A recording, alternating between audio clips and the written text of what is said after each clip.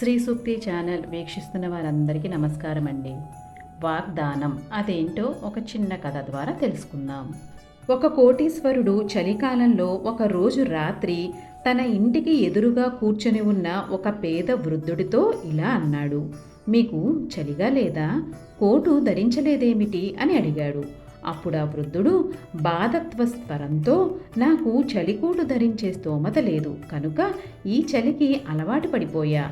ఇప్పుడు చలికోటు ధరించాల్సినంత అవసరం లేకుండా పోయింది అన్నాడు.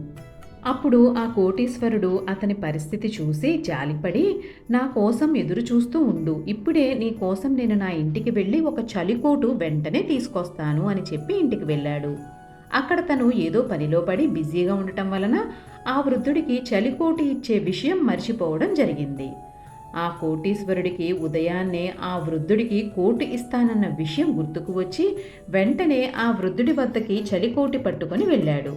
అప్పటికే ఆ వృద్ధుడు అక్కడ చావు బ్రతుకుల్లో కొట్టుమిట్టాడుతుండగా ఆ వృద్ధుడు కోటీశ్వరుడి వైపు బాధగా చూస్తూ, నాకు వెచ్చని బట్టలు లేవు, అయినా నా శరీరం చలితో పోరాడి పోరాడి చలిని భరించే శక్తిని తయారు చేసుకుంది.